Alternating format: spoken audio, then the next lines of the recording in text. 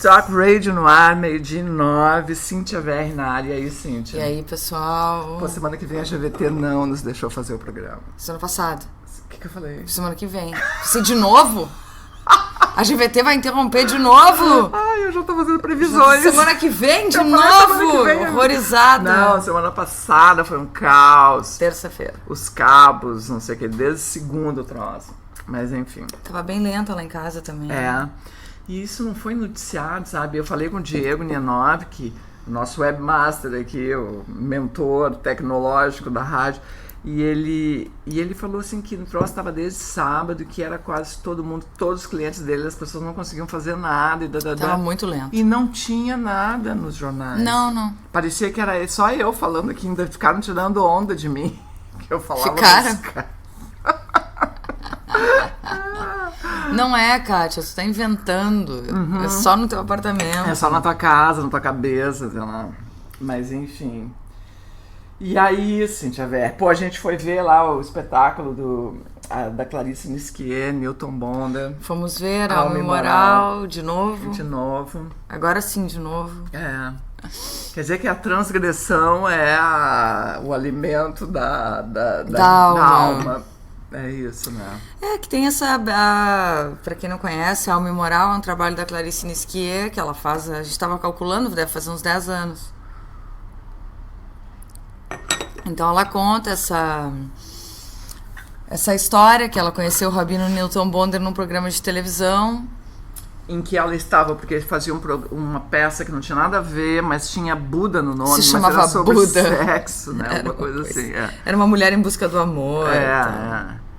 E ela foi parar num programa que falava de religiões e tal, e tava o Rabino. Tava o Rabino Newton Bonder E ela falou que ela era budista, né?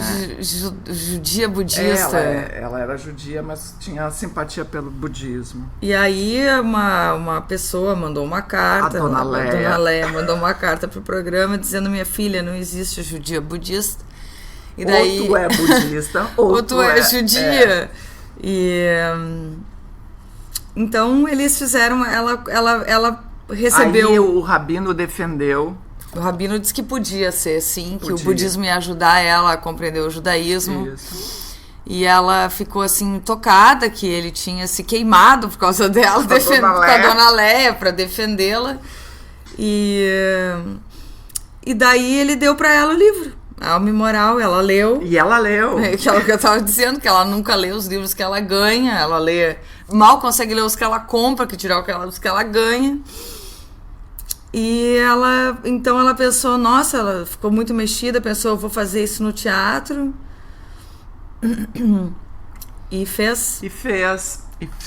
E ficou uma montagem budista, dá pra dizer. Uma montagem praticamente budista. É. Então ela faz essa encenação contando as histórias que tem no livro e falando o texto. E ela faz isso nua, praticamente a peça toda, às vezes envolta num pano, né? E é sempre interessante que a gente esquece que ela tá nua, é bem no início não, depois no começo sim. Tu fica, depois tu abstrai. Depois aquilo some. Some, É bem legal.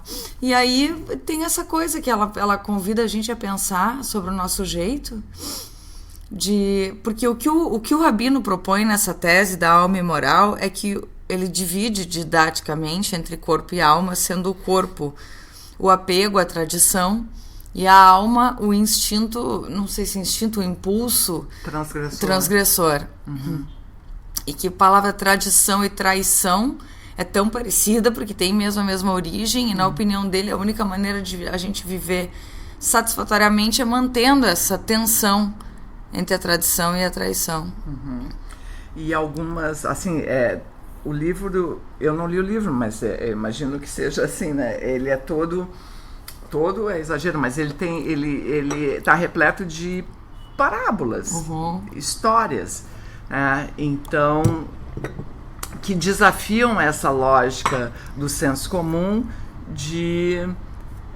quer dizer, tipo assim, ela conta do episódio do tal do sábio, não sei se é um rabino exatamente, que chega num lugar a noite em que há discípulos estudando e outros dormindo.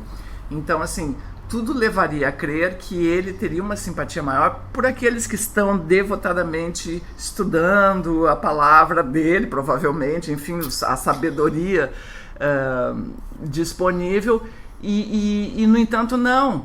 Ele simpatiza ou ele admira mais a honestidade dos que estão dormindo, porque os que estão estudando não estão, de fato, verdadeiramente naquela onda. Interessados, eles estão fazendo... E aí a Clarice fala disso, né? Ela diz tantos sacrifícios que fazemos para nada. Para nada.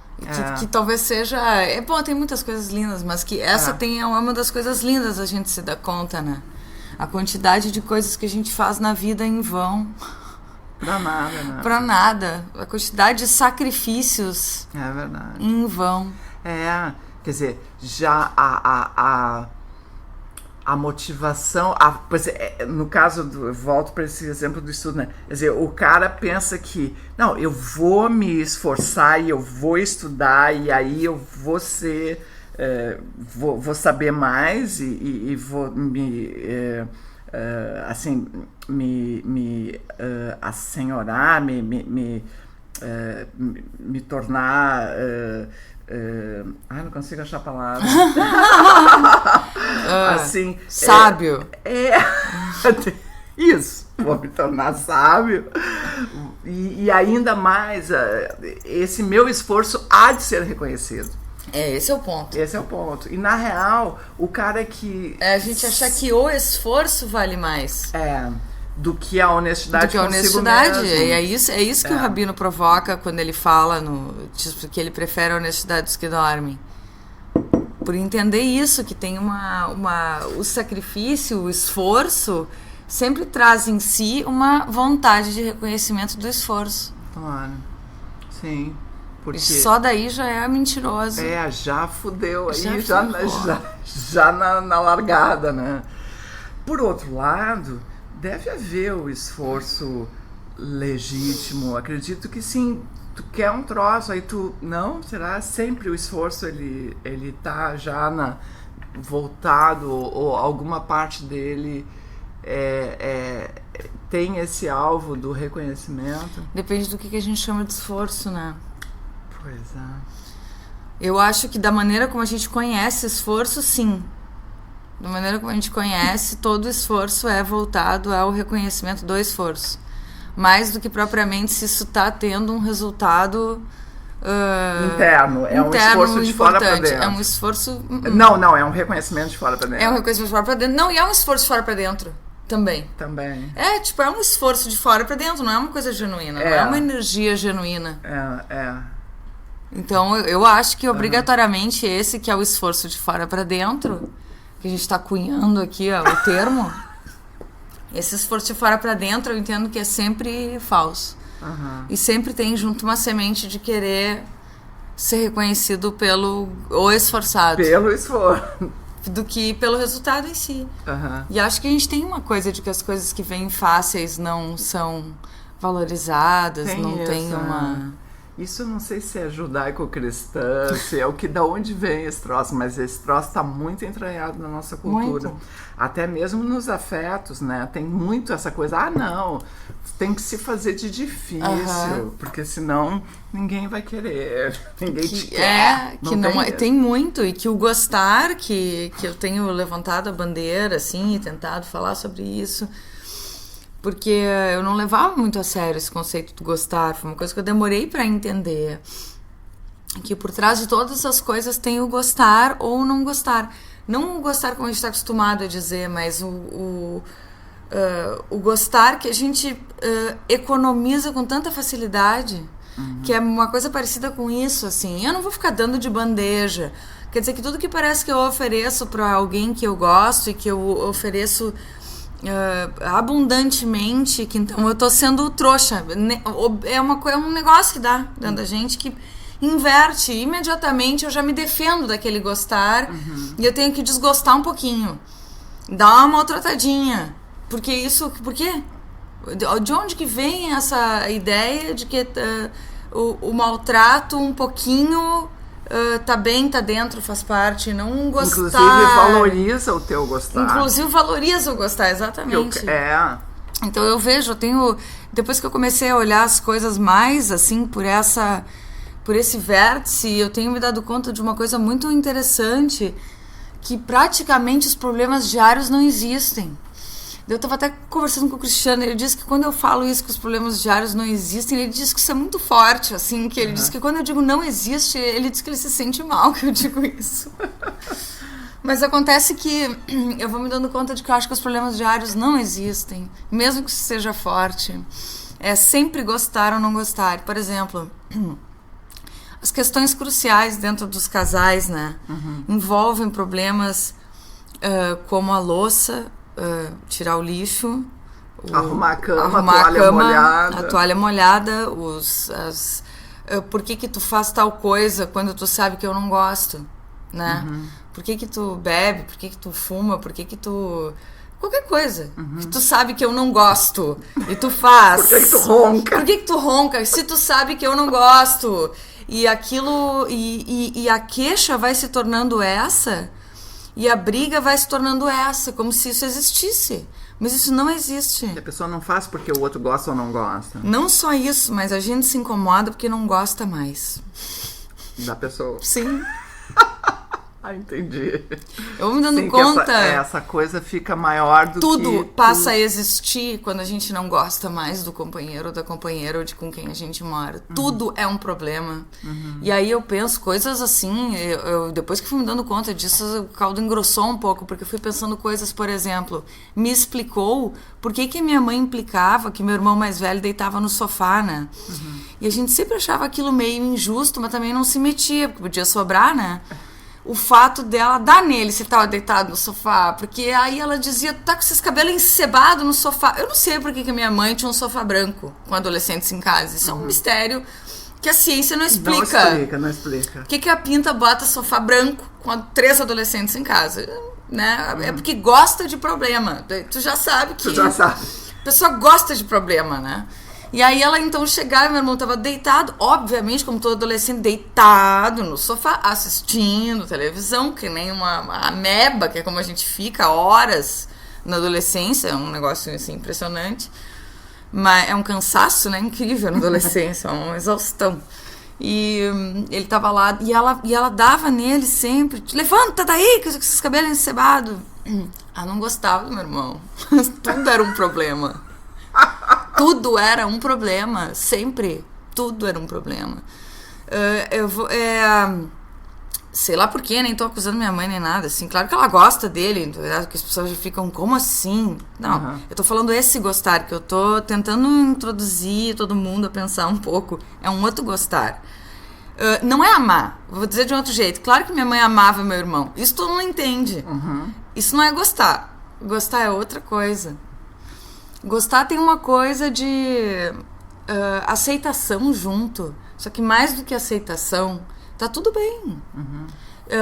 Não é um problema. Não é um problema. Eu vou fazer igual. Se tu tiver, se tu não tiver, eu vou lavar a louça igual. Que é o que a gente vê tão claramente quando as pessoas estão naquele momento idílico do início do relacionamento. Mas essa é a verdade. A verdade é que não há nenhum problema, cada um é de um jeito, eu vou fazer as coisas igual, e se eu posso fazer mais, por que eu não vou fazer mais? E o outro vai fazer menos, ele faz menos. Isso não é uma questão, é tudo complementar. Quando a coisa começa a se tornar uma questão, tipo, a roupa que a pessoa usa, como que ela fala, se ela tirou ou não tirou o lixo pela milésima vez, que as pessoas não tiram o lixo, é assim. Sempre tem uma pessoa que lembra de tirar o lixo, os outros não. Tem uma pessoa que lembra de encher a forminha de gelo, as outras não. Mas é que parece o seguinte, aí tu vem aqui e tira todo o gelo que eu coloco. Não, o problema não é o gelo. Olha, porque o problema é quem tirou. O problema não é o gelo, o problema é quem tirou o gelo. Tem um problema que é o da gente... É exatamente esse, assim. O de não querer ser trouxa. Quando o não querer ser trouxa se torna maior do que a relação, do que a vontade de agradar, é porque a gente não gosta mais. Senão é uma vontade de agradar contínua. Claro. Senão é uma coisa com... Sempre tu dá um contínua. jeito. Que bom não é que passou não a vontade. Tem, é outra coisa. Então, que bom que tu gosta que sempre tem gelo. Vou botar mais gelo pra ti. Vou botar muitas formas de gelo pra ti, inclusive. Que tu coma muito gelo. Todo o gelo que tu quiser. Sempre vai ter gelo infinito aqui em casa, já que tu gosta tanto. E não me custa nada botar uma essa que é a questão. É outra lógica. Não é mais do que não me custa botar água. Eu faço questão. Me dá prazer de botar água na forminha pra sempre ter gelo pra ti, já que tu gosta tanto. É outro jeito. É um outro negócio. Não tem... Aí termina o negócio, tô por baixo, tô por cima. A gangorra só aparece quando o gostar diminuiu. Mas eu acho que a gente tem uma ideia sobre a gente, que a gente não é... A gente tem medo do nosso gostar, que a gente não seja capaz de gostar. Então vai lá e faz uma coisa ruim pro outro reagir. Daí a pessoa tá chateada e tu pode ficar chateado também. Aí a gente briga e ficamos os dois aliviados. Embora seja ruim pros dois. Daí eu inventei um termo pra isso que se chama punilívio. Punilívio? É o punilívio. É uma punição que alivia ambos. E pune ambos ao mesmo tempo. Mas por que o gostar é tão difícil e a sensação te exige até um alívio? Tu precisa buscar, nem que seja pela punição. Por que essa sensação de gostar... Não é o gostar. Não? É o não gostar. Quando eu começo a ver em mim que talvez eu não tenha um potencial de gostar, como eu gostaria de ter, exatamente isso. É que eu gostaria de gostar diferente. Eu gostaria de gostar mais. Muito mais, eu gosto pouco. Eu tô gostando pouco, aí então eu quero que você seja a causa do meu não gostar. Pra não ser eu. Não sou eu, é tu, claro. E aí então eu vou lá e faço um troço, brigo contigo, provoco, daí qualquer coisa, do gênero, deixa a forminha vazia propositalmente, dias e dias no congelador, e daí eu digo, a pessoa pergunta assim, não tem gelo. Não tem gelo? Lógico! Tu não enche. Tu enche? Quantas vezes tu encheu a forminha? Vamos fazer agora vamos eu quero te mostrar, inclusive, que eu tenho feito uma planilha. A pessoa puxa uma planilha, né? Eu tenho feito uma planilha. Segunda, terça, quarta e quinta, eu enchi. E semana passada, também. E na outra semana também. Olha que tá aqui, ó, uma planilha em que eu fiz todas essas coisas. Ou eu tirei o lixo, ou eu lavei a louça, ou olha aqui, eu vou te mostrar. Aí pega, assim, o coisa do cartão de crédito. Assim, olha aqui, todas as últimas refeições fui eu que paguei. Olha aqui, todas as últimas contas, fui eu que banquei, porque tu não bota dinheiro, porque assim, tá, aí a pessoa briga, né, lógico, cai na cilada, porque o que a pessoa vai fazer, ela tá sendo atacada, sim. A pessoa reage, daí as duas pessoas brigam, e aí é o punilívio. Eu tenho razões para não gostar de você. Eu tenho razões para não gostar. E aí a outra pessoa pede desculpa, tudo, diz que vai mudar. E aí a gente fica muito aliviado e tudo. Ai, que bom, então agora eu vou voltar a gostar da pessoa como eu queria. Porque ela vai se comportar direito. Você já não é mais gostar, é outra coisa. É outra coisa. Não tô dizendo que esse é o ideal, que a gente consegue chegar nisso, mas que é um nirvana os relacionamentos, as casas, e a convivência. Não, mas é mais legal poder pensar isso do que pensar que realmente existe o problema doméstico. Porque aí eu me responsabilizo mais pelo que eu tô sentindo, do que propriamente encontrar o motivo pelo qual eu não gosto mais de ti. Fora.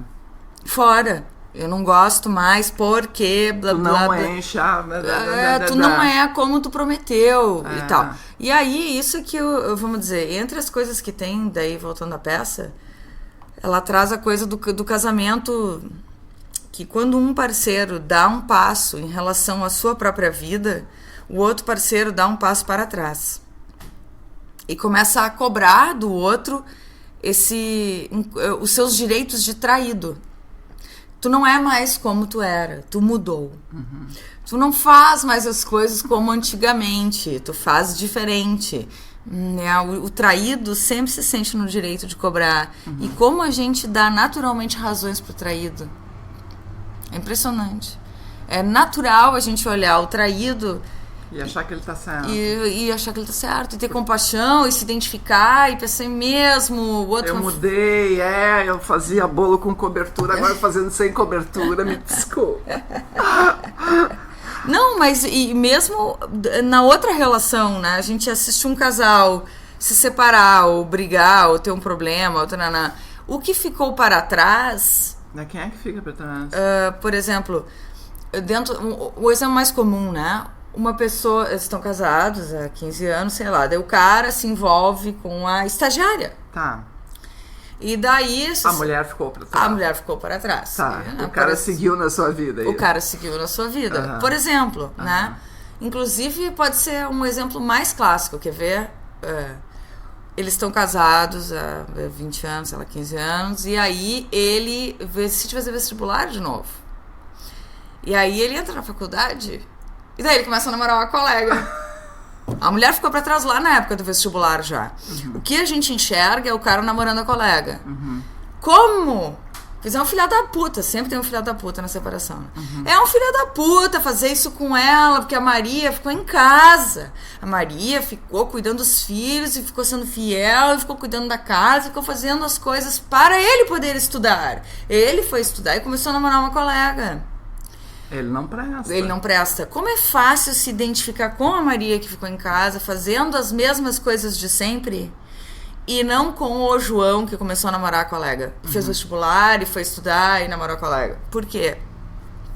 Porque a gente acredita mais no apego à tradição que a Maria representa do que a traição. Do que na traição. E não enxergar que, ao João fazer um movimento para a própria vida dele, a Maria tinha que ter acompanhado esse movimento. Porque a grande lealdade é com o relacionamento. Não tô dizendo que ela também tinha que ter ido estudar, mas ela tinha que ter dado um passo também em direção à vida dela. E não ficar sendo abandonada, entre aspas, como ela justifica que aconteceu. Porque então não foi ela. Foi o João que abandonou ela. Não houve... Ela não fez nada. Ela não fez nada. Não fez nada literalmente. Literalmente não fez nada. Isso é que o Newton Bonder, assim, coloca nessa questão da traição e da tradição. Para o João, a Maria é tão traidora quanto o João é para a Maria. Para ele, a Maria ter ficado apegada aos velhos hábitos e mantendo a tradição, para ele isso é uma traição. E isso a gente nunca enxerga o outro à volta das coisas, né? Às vezes a gente fala isso de, não se sabe o que vai entre duas pessoas, tal. Isso a gente chega a dizer. Mas dizer... Se colocar do lado do João e entender que a Maria não acompanhou a mudança no relacionamento... É difícil. Ninguém diz. É a inversão, aquela que o Charles Watson falava também. Inversão. É a inversão, porque tu vê sempre por um lado sempre da coisa. É aquela direção. Sempre a Aí direção. Se tu inverte, muda o ponto de vista e muda o padrão moral. Muda o padrão moral. E isso é o que é essa questão do gostar também pra mim. Porque se eu gosto de ti, eu quero te acompanhar nas coisas também. Não vou me sentir abandonada ou traída se tu de repente decide estudar. Eu penso, que bom, sabe? Que tu tá estudando, assim, estamos mudando. Vamos olhar para a mudança e junto com a mudança, né? Isso é que ele fala disso, que a gente sempre enxerga o Satã, a tentação na mudança, e não enxerga a tentação e o Satã, daí que é a demonização, né? A gente não enxerga o perigo do apego. Na inércia. Da manutenção das coisas como elas são. E que, na opinião do Bonder, a manutenção é desvitalizadora, rouba o nosso... Energia a vital. Nossa energia... A nossa curiosidade, a nossa vontade de fazer as coisas. Que isso nos rouba, né? Sim, a gente fica meio robô, fica meio no automático. Fica no automático. Né? Vai repetindo coisas que tu fazia. E rouba a vida. Só que o que dá é isso que a gente tava falando. É o esforço. Tu pensa que eu não queria estudar, João? Tá. Mas eu não fui. Eu fiquei em casa, porque me esforçando. E alguém tem que botar água na forminha. Que tu só quer estudar e tomar água de rasa. Alguém tem que tirar o lixo, João.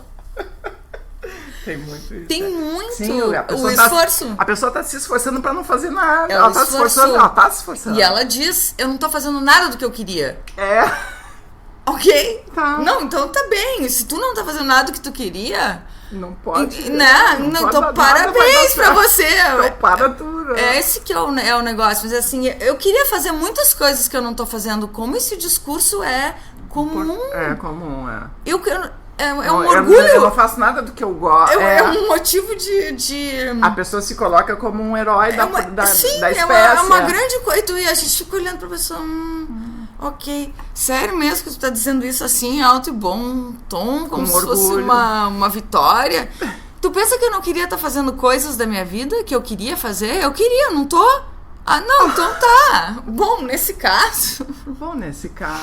Tu foi fazer o que tu quis da tua vida. Eu não. Ah, não, então tá. Pois é. Mas essa é a cobrança, que um dá um passo pra frente em direção à própria vida e o outro dá um passo para trás. Pra se apegar. Mais ainda. Pra mostrar mais ainda.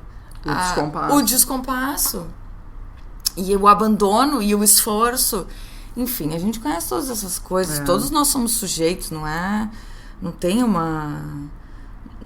não é que a gente sempre vai poder fazer as coisas. Essa tua fala do o quanto é comum a gente ouvir pessoas se colocando como vítimas de uma situação que elas não podem mudar.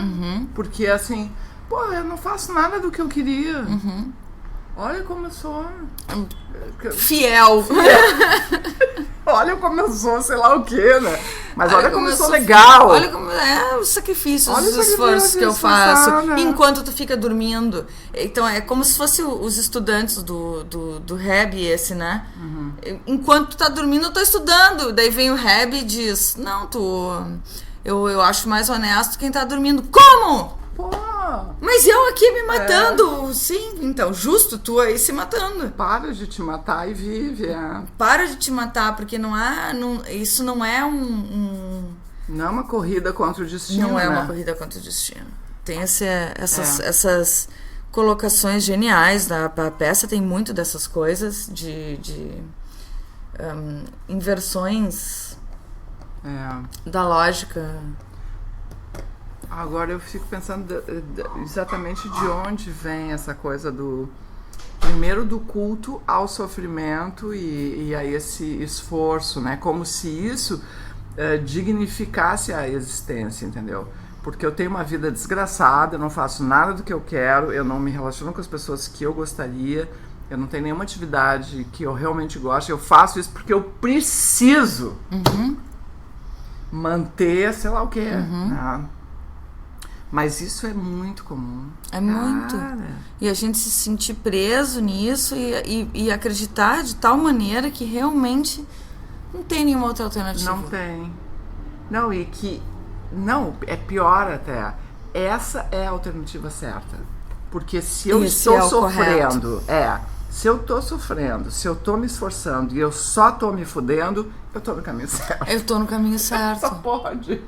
É uma loucura. Mas é uma coisa tão fácil, né? É tão mais fácil. Todo mundo fala que não. Não é. Claro que é. É mais fácil. Eu não acho um bom negócio, mas é mais fácil. Do que? Do que ficar sozinho. Do que não saber o que fazer. Do que ter que encarar a mudança...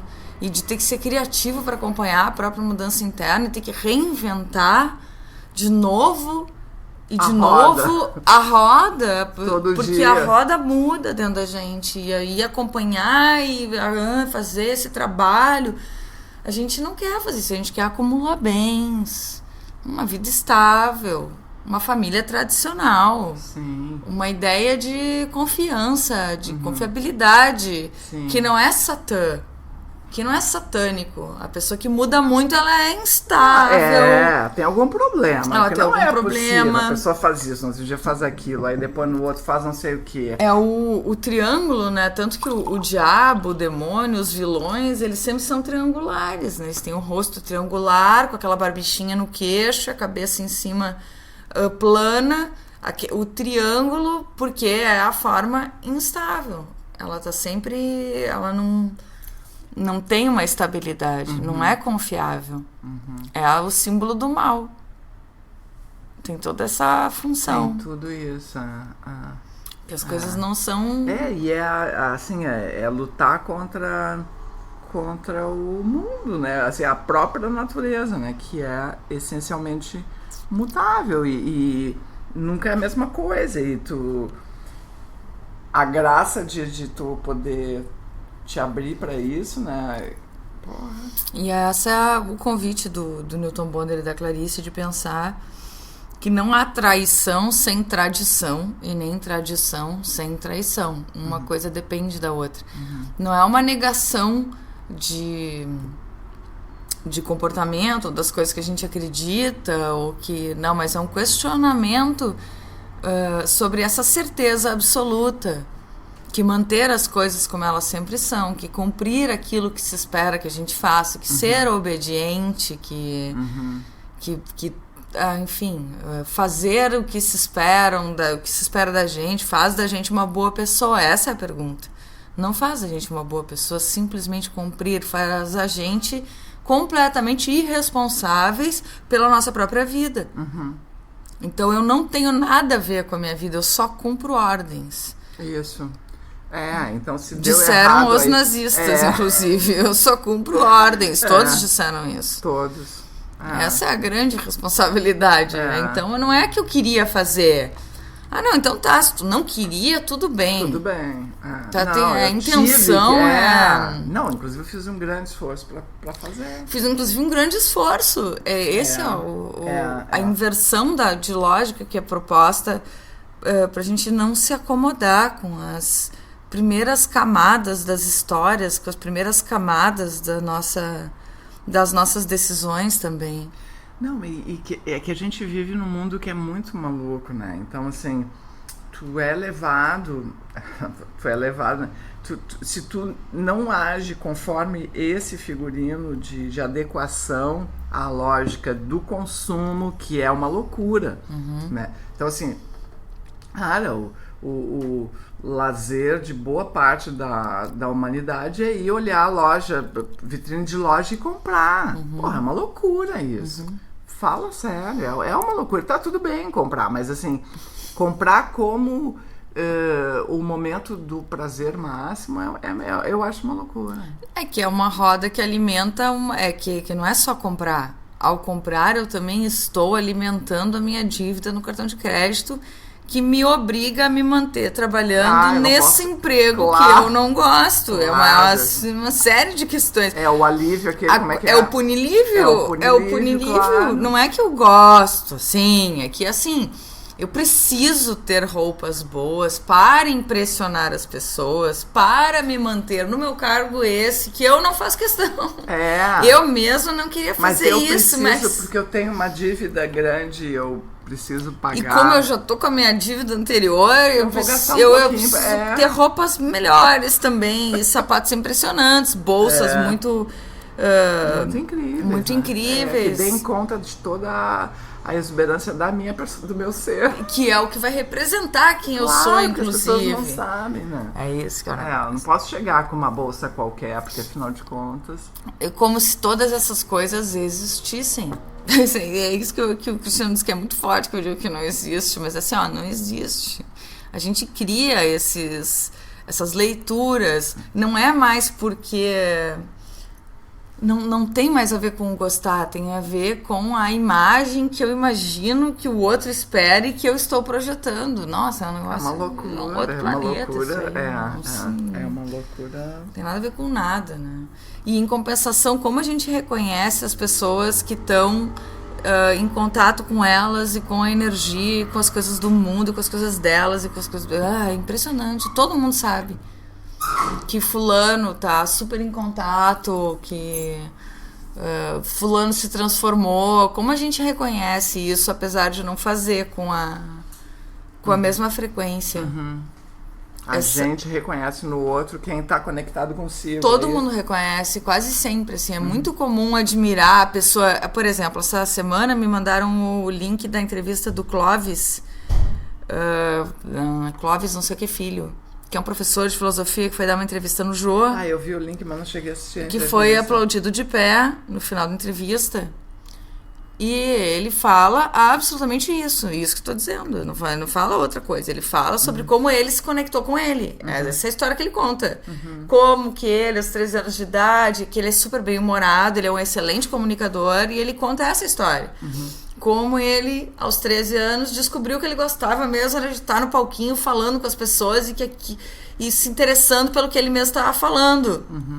E que então ele se conectou com ele e vive em busca dessa sensação de satisfação e alegria, que depois ele foi estudar Spinoza, Nietzsche e outros filósofos que estudam essa energia, essa potência de agir e essa nossa energia de fazer as coisas.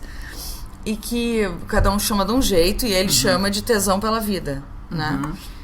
Eu chamo de paixão pela vida, como eu aprendi com o Paulo Sérgio Guedes, mas que essencialmente tudo isso é a mesma coisa, essa energia vital que a gente tem. E ele fala que ele vive cuidando e mantendo, cuidando para fazer a manutenção e de ter essa sensação dessa potência de agir, que é o gostar. Inclusive, é o gostar. Então é assim, ele gosta do que ele faz, ele gosta dele, ele gosta do que ele fala e ele cuida. Então ele levanta mais cedo, bem mais cedo, ele levanta 5 horas da manhã, porque ele sabe que ele demora para engrenar.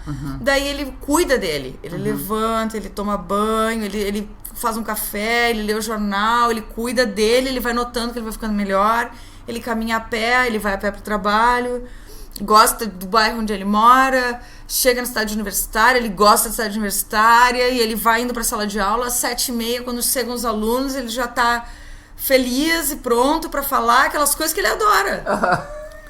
Basicamente, assim. Basicamente. As pessoas ficaram assim, deslumbradas com ele. Ele é excelente comunicador. Mas é o que eu digo. Como a gente reconhece fácil uma pessoa em contato consigo? Claro. Pra plateia levantar. Todo mundo aplaudiu de pé. E ele foi um super viral na internet, que todo mundo quer ver esse cara em contato com ele. Quando acabar o programa eu vou ver. A gente quer ver Como é que ele. ela ficar, não Clóvis Clóvis. Filho. No Jô. Então é assim, todo mundo quer ver esse cara em contato com ele. Não é impressionante isso. É por isso que eu falo, e é engraçado que todo mundo reconheça uma pessoa em contato consigo e ao mesmo tempo a gente evite. Tu vê o cara falando exatamente isso, assim. E acha maravilhoso. Mas não quer botar em prática. Mas não é pra mim. Mas não é pra mim. É porque eu tenho que me esforçar na minha vidinha. Ele não. Ele achou um jeito. Ele achou o jeito dele. É muito legal. Ele é super legal. Ele fala... Ele é tão honesto que todo mundo acha engraçado. Mas é uma honestidade, assim, bem colocada. É que ele é muito cômico e tudo, ele sabe colocar, mas ele só tá dizendo a verdade. Ele só fala a verdade. Ele fala isso, assim, que ele não tá interessado, que é o que é pra ele, é ele que gosta de ouvir o que ele diz, que ele que... É pra ele. E aí ele fala, eu não tô sempre bem, imagino, é o clássico, né? Sim. Com muita prática, 4, 5 dias por semana. A gente fica bem. E ele diz isso. Eu não tô sempre bem. Eu tento procurar o que vai me dar alegria a cada momento. O cara que cuida muito dele, assim. Que nunca não aceitou uma vida de merda. Que ele viu isso, que até os 13 anos de idade, ele se dá conta de que ele nunca teve uma coisa que ele gostou de fazer. Que ele só esperava terminar. Todas as coisas. Isso aqui é duro. A gente tem que perceber que vive de um jeito que tudo a gente tá esperando terminar. Não tem uma coisa que... Uma coisinha que... Ai, que bom que tá acontecendo. Ai, dura mais! Não, tudo é esperando terminar, né? Isso é o que ele propõe, assim, né? Que a gente vá atrás das coisas que a gente não quer que terminem. Né? Super diferente. E a gente não faz. Clóvis de Barros Filho, esse aí. Consultor de ética do não sei o que, estudou na França, professor da USP, Escola de Comunicação e Arte. É isso mesmo. Ensina ética e tal. Tá fazendo mega sucesso, dá palestras. Ele diz que tem uma outra entrevista dele que ele dá, que ele fala que ele foi dar uma palestra no Google, nos Estados Unidos, que foi um desastre. Claro, eu já falo os norte-americanos que não tem fórmula. Ele vai lá e fala, ele vai lá dizer que olha só, eu queria dizer. Basta. Pra cada um é de um jeito, odiaram. Sim, Odiaram. Ele foi lá falar que ele não sabia muito bem como é que era pra cada um, que cada um tinha que pesquisar pra si mesmo. Acharam uma merda. Imagina os campeões dos livros, como organizar a sua vida, como fazer render o seu dinheiro, como... Sim, fórmulas. Blindar seu casamento, como criar os seus filhos. Sim, como... ficar obeso, mórbido em 10 dias. Como destruir o seu corpo, com drogas como açúcar. Isso. Açúcar, gordura e outras bombas. É isso aí. Como se matar até os 50 anos. Isso aí. Destruição física. Ai, Polaco, vai tirar a rádio do ar. Polaco anti-rádio, alma imoral. Polaco não dá. Polaco imoral. Tá, então, né? Tá acho bem. Que deu, Ok. Eu acho que foi... Várias reflexões. Várias reflexões, programa com substância. Era se apropriar, o que eu queria dizer aquela hora. O cara se apropriar do conhecimento. Eu falei, se virar um sábio. Então. Isso. Se apropriar. Então tá. Valeu, Cíntia. Valeu. Beijo, querida. Beijos Valeu, a todos. Bye, bye.